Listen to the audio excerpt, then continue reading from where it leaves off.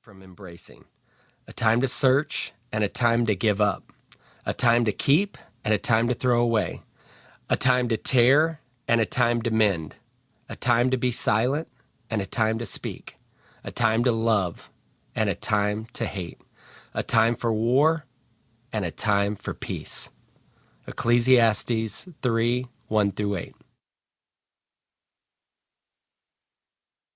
Part 1, A Time to Learn. Chapter 1, Failure to Launch. I was a normal kid as far as I knew. I didn't feel any different from the other kids in my first grade class. I rode the bus just like everybody else, traded baseball cards during recess, and never let my mom send me to school with a sack lunch on pizza day.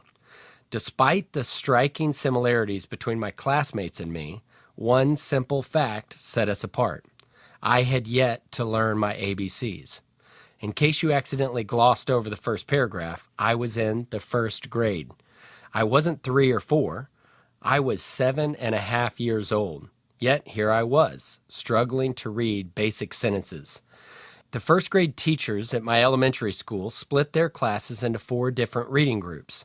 At first, I didn't think anything of it. There were just different teams with cool bird mascots. There were the Eagles, the Falcons, the Blue Jays, and of course, the mighty Penguins, the group I was a proud member of. I was the only Penguin in Miss Redding's class, although there were definitely a few others scattered throughout the first grade. I'm not sure exactly how she decided who was going to go into what group, but I do know that when it was time to read, the Penguins were ushered out of our individual classrooms and into the gym. And just so you're getting the full picture here, it was a great big gymnasium holding about 15 kids, some of whom had been diagnosed with actual learning disabilities, and me. I knew it wasn't normal, that I couldn't read yet, but it had never occurred to me that it was something to be embarrassed about. It's possible that the other kids in my class made fun of me as soon as I skipped off to the gym, but if they did, I never knew it. In fact, the thought of that ever happening never even crossed my mind. My positive outlook has blinded me to plenty of things over the years. Maybe it has even protected me at times from things I didn't need to see. Have you ever heard the phrase, looking at the world through rose-colored glasses? Well, if there was ever a poster child for this, it would have been me. And even now, I am just fine seeing the world through those lenses. This typically leads me to see the best in people rather than the worst. I've always had the ability to play things out to the positive. Here's how that mindset played out back in the first grade. Kids can be cruel. So looking back, there's a decent chance that at least one of the kids in my class was calling me names while I was off learning to recite my ABCs. But rather than think about that possibility, I was excited that I was invited to the gym in the first place. Honored even.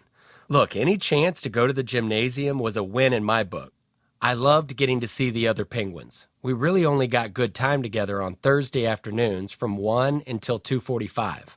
I'd walk in there and be like, "What? Where have you guys been? Wait, do you guys get to hang out in the gym all week? How did you score that? Luckies?" Looking back, I'm not sure if the act of labeling our group as Penguins was random or not, but the symbolism isn't lost on me. All the other bird species in my first grade reading class could fly, except the penguins. Penguins are flightless birds. But that doesn't mean that they're less than. They're actually incredible birds. They do exactly what they were made to do. So while I was happy as a lark to be a penguin, I sure hope my gym mates never let that label define them. I hope that they realize that despite the fact that penguins can't fly, they can do something those other birds can't do. Penguins can swim. Some of the greatest success stories of all time came from people who were misunderstood or even miscategorized.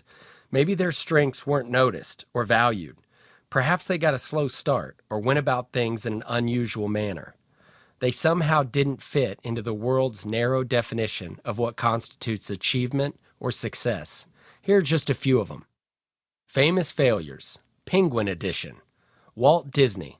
He was told that he didn't have enough imagination and therefore was fired from his newspaper job at the Kansas City Star. Can you believe that? Walt freaking Disney. Albert Einstein, the person who allegedly didn't speak until he was 4 years old and didn't read until he was 7. Sound familiar?